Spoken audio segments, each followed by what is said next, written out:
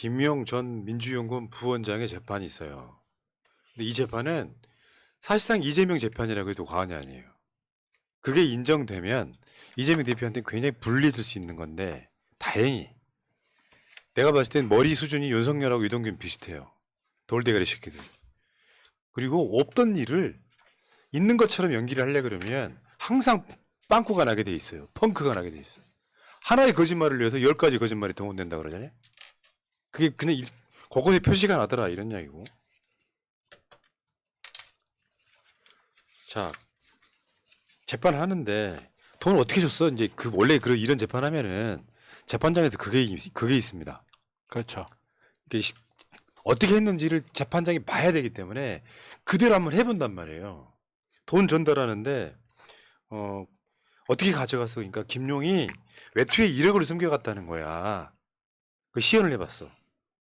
해보니까 불가능해. 다 밖으로 삐져나와. 저는 이거 진짜 웃겼거든요. 이게 왜 웃기냐면 이미 이제 다 나왔으니까 이 종이 뭉치에 싸가지고 1억을 갖고 와 이게 불가능하다. 왜 우리 홍준표 기억나시죠? 옛날에 비타 500박스에 3천만 원이 들어가느냐 5천만 원이 들어가냐 막 이야기했던 거 그것도 생각나는데 저는 이건 어디까지 개인적으로 아주 못된 생각이라고 생각하면서 전혀 믿진 않는데 여러분들한테 이야기해 준 건데 저는 이거 1억 외투 속에 넣었다 이거 교육받았다고 생각해요. 왜냐하면 이게 불가능한 게 아니에요. 가능해요. 가능한 방법이 있어요. 근데 얘는 그걸 생각을 안 하는 거예요. 왜? 자기는 그렇게 교육을 받았으니까. 이게 정말로 자기 머릿속에서 순수하게 나온 아이디어라면 1억을 외투에 어떻게 넣지 이 정도 생각은 했을 거예요. 여러분들도 사실은 다 알아요. 몰라. 생각이 잘 안 나서 그렇지. 그 옛날 영화들 보면 영화들 그 갱들 나오는 영화들 보면 10,000원짜리 이렇게 펴가지고 몸에 띠 형태로 두르잖아요. 이렇게 하면 5억까지 들어가요. 진짜로. 근데 좋은 정보 분명히 감사합니다. 이야기는 들었어 얘가. 누군가한테 그거 외투에 외투 속에 넣었다고 해. 그렇게 이야기를 그러니까 자기는 이제 들어가나 보다 하고 거기에서 사고가 딱 멈춰버린 거예요. 자기 머리에서 나온 사고가 아니야. 그리고 이런 것도 있어. 5만 원짜리라고 하면 옛날보다 부피가 5분의 1로 줄어든 거예요. 뇌물을. 그러니까 대략적으로 보면 1억 정도는 숨길 수 있을 거라고 생각했던 검찰이 디테일을 안 알려준 거지. 그렇죠. 이 참사의 배경인 거예요. 그렇죠. 제대로 이게 정말로 본인이 예를 들어서 누군가를 누명을 씌울 목적이었다 아니 실제 경험이었다면 이런 실수가 안 나왔을 거예요. 1억을 어떻게 챙겨가지? 잠깐만 있어봐. 외투소에 넣는다 이런 생각 잘 안 하잖아요. 사람들이 쇼핑백에 넣었다 막 이렇게 생각을 할 텐데 야 그거 외투에 넣었다 그래. 그러니까 외투에 넣었다고 하면 되는구나 하고 그냥 앵무새처럼 이야기하고 외투에 어떻게 넣었어? 라는 질문을 받아버리니까 뇌가 멈춰버린 거야. 그냥. 부피에 대한 생각을 못 하는 거죠. 봐봐요. 우리가 옛날에 100만 원권 100만 원짜리 이 정도 됐잖아. 신권으로. 5만 원권도 똑같아요. 그렇죠. 요게 20개여야 1억인 거예요. 그렇죠. 근데 몸에 두르면 띠처럼 두를 수가 있고 실제로 우리나라 과거 기록에도 보면 그러다가 잡힌 사람들이 있어요. 근데 그러니까 이제 누군가가 야 그 몸에 외투에 넣었다고 해 하니까 얘는 거기 사고가 그냥 멎어버린 거죠. 쟤가 그래 하라 그러니까. 그러니까 1억 정도 되면은 대략 요런 부피일 거예요. 이렇게. 예. 요거를 그거보다 좀 더 커요. 예. 요런 정도 느낌입니까? 지금 비타 500 화면 띄워주세요. 아. 이게 지금 예전에 그 성완종 리스트 때 조선일보가 직접 시연을 한 겁니다. 비타 500 박스에 얼마나 들어가나. 그러니까 넣어보니 최대 6천만 원이 들어갈 수 있었다라고 하는데 보니까 최대 어떻게 8천만 원까지 구겨서 넣을 수 있어요. 근데 8천만 원을 넣으면 뚜껑이 안 닫힙니다. 그렇기 때문에 6천 정도가 저렇게 낙낙하게 들어간다 하는 건데 사실 비타 500이 아니라 우리 지금 앞에 있는 I'm good 박스로 생각해 보시면 이 정도 된다고 보실 수 있는 거잖아요. 비타 500 요것보다 약간 더 클 수 있나? 근데 한 개 반. 예, 한 개 반. 근데 이거를 이렇게 넣는다고 이게 꼭 코트 안에 넣는다고 이게 티가 안 날 수가 있나요? 그러니까 지목이 딱 되잖아요. 근데 이런 게 말도 안 되는 진술이 어떻게 나왔을까? 아니 바보입니까? 유동규가 오늘 뉴스타파에도 나왔지만 1억 5천을 실제로 막 달라져서 가져가잖아요. 1억 원의 부피를 안 본 사람이 아니에요, 얘가. 근데 그럼에도 불구하고 외투 속에 1억 원을 넣었다, 종이 박스에 넣어서 됐다라는 이 발언이 어떻게 나왔냐? 쉽게 말하면 본인의 생각이 아니라는 거예요, 이거는. 그러니까 디테일을 만들어야 되잖아. 시연하는 이유가 뭐야? 재판장도 아주 중립적 입장에서 이걸 어떻게 받아갔지 하고 이게 맥락적으로 맞으면 받아간 게 확실한 건데 유동규의 거짓말이라는 게 한 방에 들통난 거예요. 외투에다가 1억을 넣어갖고 갔다고? 근데 다 불룩불룩 해가지고 보이는 상황. 그게 웃기는 게 7월까지 돈을 건넸다 했는데 지금 이 날씨에 지금 코트를 입었다는 건가요? 그걸 물어보면은 뭐 10억을 건넸다, 20억을 건넸다 또 막 말도 오락가락하고 이거 뭐 1억을 박스에 담아서 찢어질까봐 밀봉을 했다라고도 이야기를 합니다. 근데 그러니까 디테일하게 물어볼수록 이게 말이 계속 꼬이는 거예요. 7월 달이라고 하면 외투는 입기 힘들고요. 저기 나와 있잖아요. 정장 밖으로 봉투가 불쑥 튀어나온 다소 어색한 모습이 연출되자 법정 안에서는 웃음이 터져 나왔다. 이를 지켜보던 김용 전 부원장조차 웃음기를 보였다. 속으로 그치 미친 새끼라고 했겠죠. 방청객에서 터졌다는 거 아니니까 너무 웃겨서. 참 디테일을 자꾸 만들려다 보니까 저는 똥볼을 차는 겁니다. 거짓말을 나오면은 차라리 수표라고 했다면 그 추적이 수표는 추적이 되잖아요. 지금 돈도 없고 추적도 안 되고 하다 보니까 자기네들 딴에 머리를 쓰다 보니까 돈을 이제는 현금을 전달했다라고밖에 할 수가 없는 상황인데 이제 현금 전달 방법조차도 이게 말이 안 된다. 신빙성이 없다라는 게 드러난 상태인 돈을 거죠. 나눠 전달했다는 부분이 나오잖아요. 네. 그것도 골 때리는 게 그게 디테일의 함정이라고 생각해요. 그렇죠. 계속 빠지는 거죠. 그러니까 보통은 뭐 예를 들어서 9억이면은 한 방에 4억, 그 다음에 한 방에 5억이 돼야 되는데 디테일을 너무 강조하다 보니까 몇만 원 단위까지 나오는 그렇죠. 참사가 벌어진 게 아닐까. 네, 계속 이제 산수놀이가 되는 거예요, 사실. 돈은 그렇게 전달하는 경우는 없어. 예를 들어서 이재명 대표가 진짜 돈 받는 사람이야. 야, 저 김용 통해가지고 김만비한테 1억 2,300만 원만 받아가라 이렇게 안 하잖아요. 보통 그렇게 안 한다고. 그렇죠. 돈 받는 사람들은 자기가 필요하거나 모으고 싶은 돈에 최대한 뻥튀기 가지고 단위를 만드는 거지. 한 장, 두 장, 세 장 이런 식으로. 그런 것도 있고 구체적인 액수를 이야기하면 또 이렇게 전에도 제가 한번 이야기한 적이 있지만 그 진실을 말하는 거하고 거짓을 말하는 거는 그 디테일에서 차이가 나는 거거든요. 그러니까 요구를 하는 사람도 디테일하게 이야기를 하면 나중에 폭로가 나올 때 디테일하게 폭로가 나와버리게 자기가 더 위험해요. 그러니까 내가 지금 128만 원 필요하다고 해서 야 128만 원 갖고 와 이렇게 안 한다고요. 야 2장 이러든지 아니면 1개 반 뭐 이러든지 이런 식으로 이야기하지 뭐 액수를 뭐 지금 뭐 어디 영수증도 끊어주지 차라리. 자, 있잖아요. 그 변호사님한테 외람되거나 23페이지 밑에 보면은 재판장하고 재판장이 직접 나와서 유동규 신문하는 장면 나와요. 그거 한번 해볼게요. 재판장 한번 해주세요. 23페이지 밑에 재판장. 증인 처음 10월 5일 10억 자필 진술서에다 10억 조사받으면서 10억 이랬다가 20억으로 금액이 증가해요. 10억 명확치 않다가 20억으로 증가하는 경위가 무엇인가요? 10억이 다 되기 전에 중단됐습니다. 일단 10억을 구해줬다고 진술했고 나중에 총액 20억 원을 확인시켜줬습니다. 난 뭔 말인지도 모르겠고. 김용 피고인이 직접 신문할 때 흥분했는데요. 그때 공소사실과 달리 유동규 증인이 7월에 마지막으로 돈을 줬다고 했는데요. 7월에 돈을 준 게 있나요? 질문하길래 제가 그냥 답변한 것이지 특정해서 기억한 것은 아닙니다. 이게 뭔 말이에요? 아니 끼어들지 좀 마세요. 지금 연극 중인데. 알았어. 진짜. 너무 다시 해야 되잖아. 않을 수가 없어. 환생경제 하고 있어. 이 옥신할 놈들을 지금. 다시 여기서부터 1억 4,700만 원에 관련해서는 결국 처음에 와서 만 원짜리 몇백 정도는 정민영 피고인에게 줬다는 취지로 기억하는 것 같고 1억 3천만 원 받고 3천만 원은 차에 뺐고 1억만 돌려줬다는 것인데 3천만 원이면 6뭉치인데 차에 둘 수 있나요? 네, 옆에 대시방에 넣었습니다. 평소 거기 비어 있습니까? 네, 거기 아무것도 없습니다. 아까랑 달리 진술이 굉장히 구체적이다. 그러니까 이게 무슨 뭐 스모킹건까지는 아니더라도 흐름을 볼 수 있는 거예요. 그 대시방이라고 부르는 지방. 그 대시보드 있잖아요. 그 밑에 그 앞에 보조석 옆에 있는 그 자리에 그거를 6천만 원을 넣어놨다는데 6천만 원이면 그것도 꽤 부피가 돼요. 아까 말한 그 500만 원짜리 12개인 거잖아. 이 정도 된단 말이야. 요거를 거기다가 구겨 넣어놨다는 거잖아요.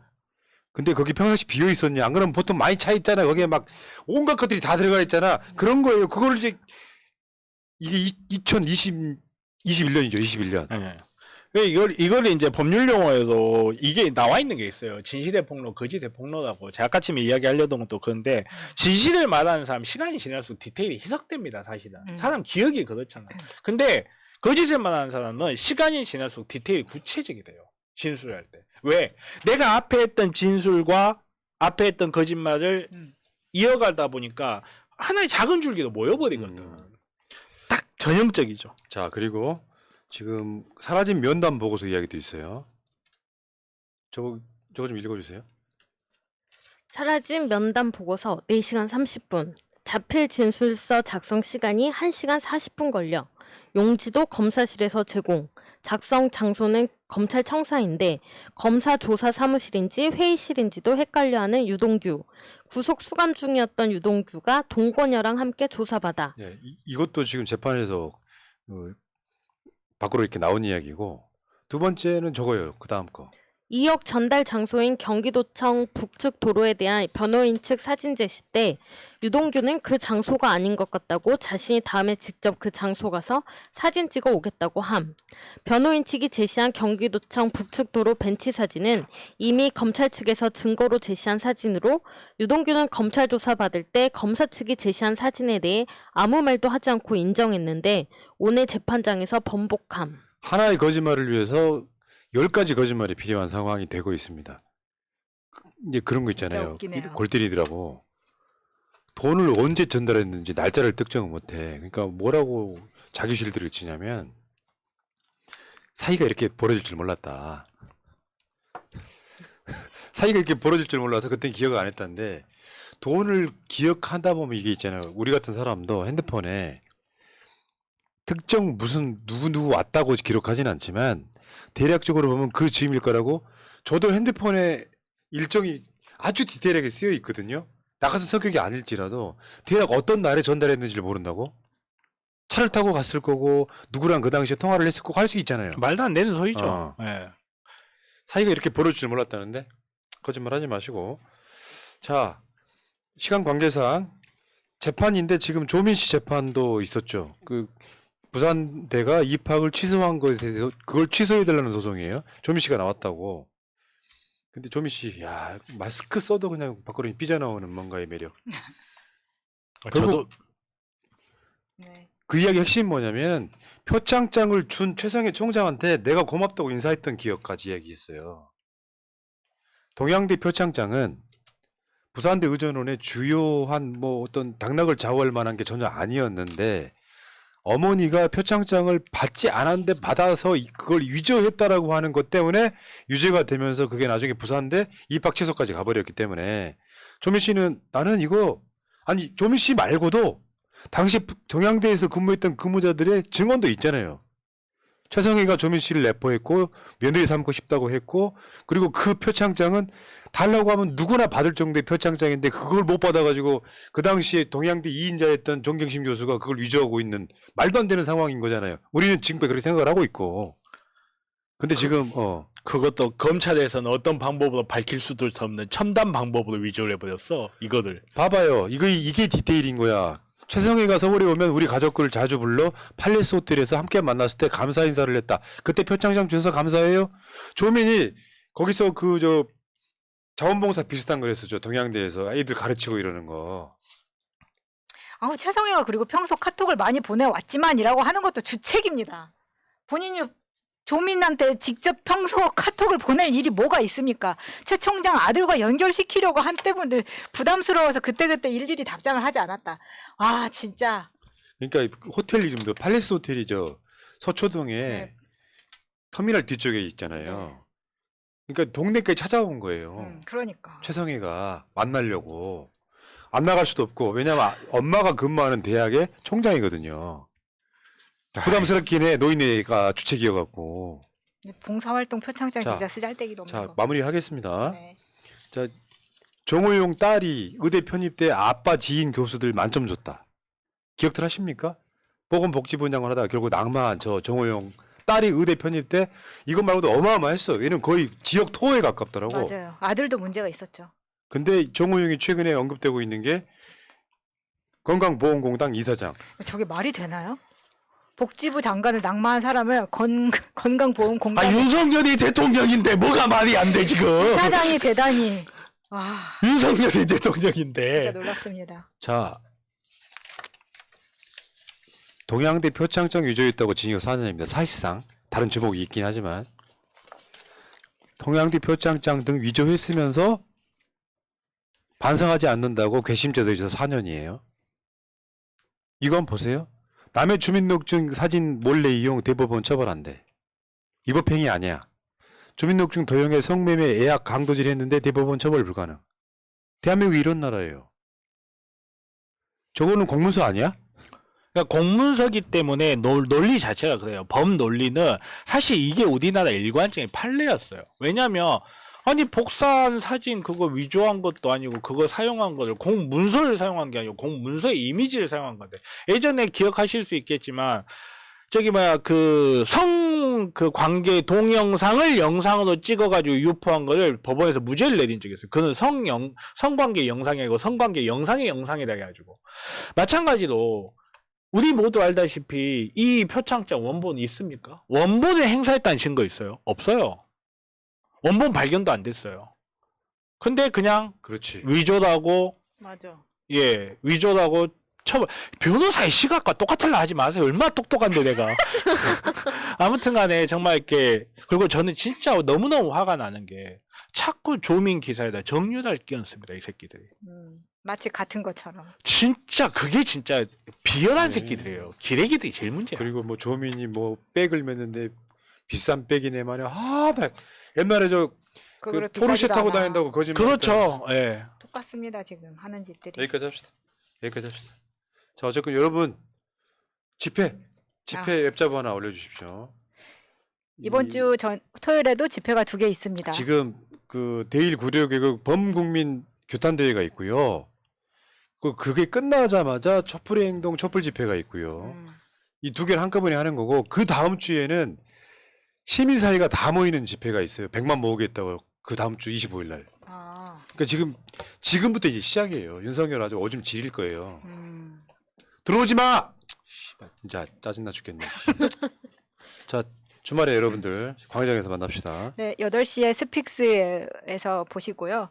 제가 아까 방송 초반에 아차 싶은 게 있었습니다. 그 특수반 발언에 대해서 철회하고요. 뭐요? 이 뭐? 특수반. 왜냐면 그 아베랑 윤석열 아니고 기시다하고 기시다랑 윤석열 공부 안 하고 못된 것들 이야기하면서 특수반 예를 들었는데 적절치 못한 예여서 좀 유선희님 등 해서 좀 죄송하더라고요. 윤석열보다 낫습니다. 네. 그 이야기였어요? 네. 자, 마치고요. 물러가겠습니다. 이번 주도 이제 생방송은 여기까지. 감사합니다. 고생하셨어요. 감사합니다.